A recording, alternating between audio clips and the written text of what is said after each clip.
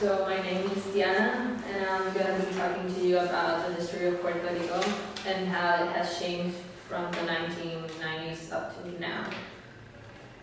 Many of us have lived all of our lives in a place and never wondered how we got there.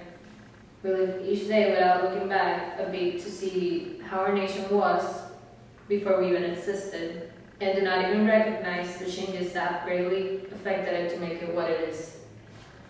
I come from Puerto Rico, an island in the Caribbean that has changed politically, socially, and economically from the 1990s up to this year.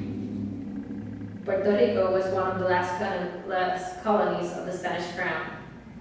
But this changed after the Spanish-American War because the United States gained control over the island.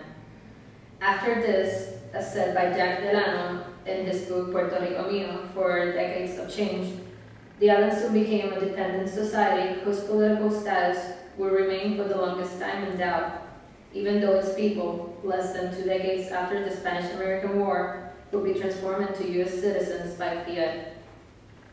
Puerto Rico, even after years, never had any genuine representation in government.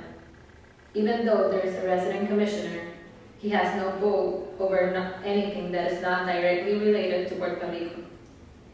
During the 1990s, the people of the island could not vote for anything unless they reside in the mainland. Puerto Rico has been a commonwealth since the early 1990s and is legally considered to be a territory of the United States. But Puerto Rico is still fighting to define its political status. The people of the island were courteous and courtly, uninterested in material wealth, committed to enduring social relationships, accepting of hierarchy. They were mostly Catholic but not fervent, hypersensitive on issues of honor, and generous to a fault.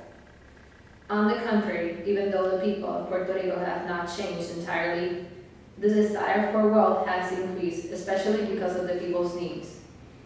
In the 1990s, the rural population schooled to personal, but now most of the people attend schools. Back then, Puerto Ricans only spoke Spanish, but this has changed since now schools and programs offer people with the resources to learn English and other languages.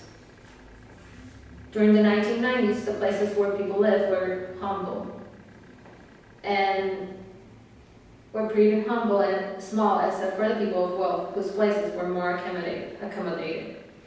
But even now, some of the people still live under the same conditions as those back then, because the economy does not progress.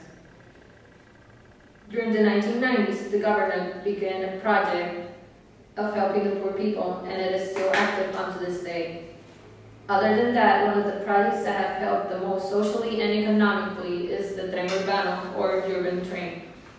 This was beneficial to the traffic, and because its cost is one that people can afford, it helped people with less money find another solution other than paying gas.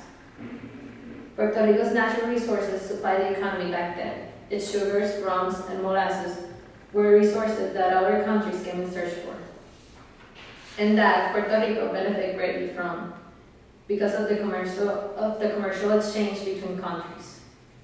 Although Puerto Rico still has many natural resources that were and are of interest to other countries, the island is dependent on other countries for resources and food. As of now, Puerto Rico has become a major tourist destination, leading pharmaceutical and manufacturing center. These are some of the things that best benefit the island economically. And because of the variety of hotels, restaurants, festivals, beaches, and places to visit, it attracts tourist attention. During the 1990s, the hurricanes affected the economy greatly because of all the loss this destructive natural disasters caused. This is yet happening. Hurricanes and other natural disasters still affect Puerto Rico, most of them directly, especially the economy because of the loss of natural resources, reconstructions, loss of crops, and even handmade objects that will later need to be either remodeled or rebuilt. As you can see, Puerto Rico is almost similar to the way it was in the 1990s. Even though it has evolved in some aspects, others have not yet improved. If you compare Puerto Rico of today to Puerto Rico back then, the difference would not be great. There are still more details about how it has changed and why it has changed, but history is too broad and detailed. Years of history cannot be completely explained in just one day. Puerto Rico has evolved, but not rapidly as other countries have done, and we can notice that by the way we see Puerto Rico of today and study how it was. There's still a lot left for my nation to improve for the better of the people and for the better of the ones yet to come. Thank you.